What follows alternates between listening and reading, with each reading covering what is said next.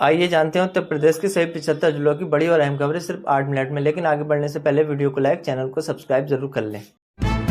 पश्चिम Asia में तनाव चरम पर। अमेरिका ने ईरान पर फिर बड़े हवाई हमले किए हैं। इस वजह से दुनिया भर के बाजारों में कच्चे तेल की कीमत अचानक 4% तक बढ़ गई है। ईरान ने हॉर्मुज़ समुद्री रास्ते से गुजरने वाले जहाज़ों को रोकने की कोशिश की थी। इसके जवाब में अमेरिकी सेंट्रल कमांड ने सीधे कार्रवाई कर ईरान की हमला करने वाली क्षमता को कमजोर कर दिया है। अयोध्या के राम मंदिर में चढ़ावे की चोरी को लेकर नया मोड़ आया है। बैंक घोटाले ने एक पुराने आरोपी को ट्रस्ट के पैसे गिनने का जिम्मा मिलने पर एसआईटी ने अब बड़ा खुलासा किया है। राम मंदिर चढ़ावा चोरी के मामले में अब देश की सबसे बड़ी अदालत भी सख्त हो गई है। सुप्रीम कोर्ट ने इस गंभीर सुरक्षा चूक पर केंद्र और उत्तर प्रदेश सरकार से जवाब मांगा है। जून महीने में भारत का बिजनेस विदेशों में 15.5% बढ़ा है, लेकिन इसके साथ ही देश का व्यापार घटा भी 30.43 अरब डॉलर तक पहुंच गया, जो चिंता की बात है। भारतीय रेलवे पर्यावरण को बचाने के लिए बड़ा कदम उठा रही है। देश की पहली हाइड्रोजन से चलने वाली ट्रेन जल्द ही पटरी पर दौड़ने के लिए तैयार है, जो प्रदूषण को पूरी तरह खत्म करेगी। सुप्रीम कोर्ट ने मद्रास हाई कोर्ट में उस फैसले पर रोक लगा दी है जिसमें तमिलनाडु में गौहत्या पर पूरी तरह बैन लगा था। अदालत ने इस मामले पर राज्य सरकार की अर्जी को स्वीकार किया है। उड़ानों के मनमाने और आसमान छूते किराए के खिलाफ आज सुप्रीम कोर्ट में अहम सुनवाई हुई है। कोर्ट से मांग की गई कि एयरलाइंस कंपनियों की मनमानी और फ्री लगेज घटाने पर कड़े नियम बने। चुनाव आयोग ने नए वोटर रजिस्ट्रेशन के लिए फॉर्म 6 को बदल दिया है। अब नए वोटरों को अपने माता पिता के वेरिफिकेशन से जुड़ी अतिरिक्त जानकारी भी देनी होगी। केंद्र सरकार देश में होने वाली अगली जाति जनगणना को लेकर बहुत गंभीर है। आंकड़ों में कोई गलती ना हो, इसके लिए एक बिल्कुल नया और सटीक सवालों वाला फॉर्म तैयार किया जा रहा है। महाराष्ट्र सरकार ने अपनी मशहूर लाडली बहन योजना के वेरिफिकेशन अभियान चलाया है। जांच के बाद नियमों पर खरे न उतरने वाले करीब 92 लाख फर्जी लाभार्थियों को लिस्ट से हटा दिया गया है।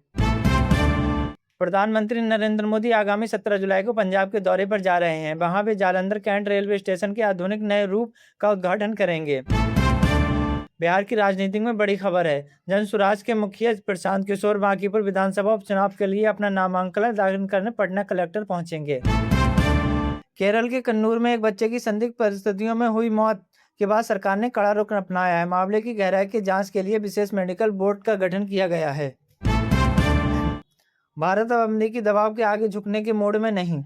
मजबूत अर्थव्यवस्था और 6.8% की विकास दर के भरोसे भारत अब अमेरिका ट्रेड डील्स के अपने किसानों के हित के लिए अड़ा हुआ है। ओमान के समुद्री तट के पास एक कमर्शियल जहाज पर हमला हुआ। इस जहाज में 11 भारतीय क्रू मेंबर सवार थे, जिसमें से एक नाविक लापता है और भारत की इसकी कड़ी निंदा की है। वियतनाम के के फू क्लूब द्वीप पर एक बड़ा नाव हादसा हुआ। इस दुर्घटना के आंध्र प्रदेश में रहने वाले 3 भारतीय पर्यटकों ने पानी में डूबकर मौत हो गई। जम्मू कश्मीर के मशहूर पर्यटन स्थल पहलगांव से डरावने वाली तस्वीर आई है। वहां अचानक बादल फटने से रिहायशी इलाकों में बाढ़ जैसी स्थिति बन गई और अलर्ट जारी है। उत्तराखंड में लगातार हो रही बारिश आफत बन चुकी है। पहाड़ों में मलबा गिरने के कारण केदारनाथ यात्रा का रास्ता प्रभावित हुआ है और राज्य की 126 सड़कें बंद हैं। मानसून की तैयारी बारिश की वजह से दिल्ली मुंबई एक्सप्रेसवे के कई हिस्सों में घुटनों तक पानी भर गया है। जलभराव के चलते गाड़ियों की लंबी कतारें लग गई हैं और ट्रैफिक थमसा गया है। थाईलैंड की राजधानी बैंकॉक में एक दर्दनाक खबर आई है। वहां एक नाइट पब में अचानक भयानक आग लगने से 27 लोगों की मौके पर ही जलकर मौत हो गई। समुद्र में उठे भयानक चक्रवाती तूफान बानी के चीन, ताइवान और तटीय इलाकों में भारी तबाही मचाई है।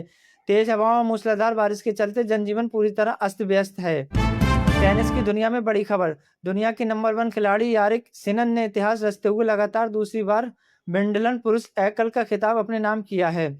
क्रिकेट जगत में बड़ा उलटफेर हुआ है। ब्रेंडन मैकुलन को इंग्लैंड की टेस्ट टीम के मुख्य कोच पद से हटा दिया गया है। हालांकि वे टी20 और वनडे के कोच रहेंगे।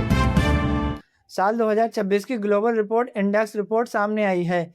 इस नई रैंकिंग में भारत 125वें स्थान पर रहा है, जबकि स्वीडन ने दुनिया के सबसे मजबूत पासपोर्ट के रूप में पहला स्थान हासिल किया है।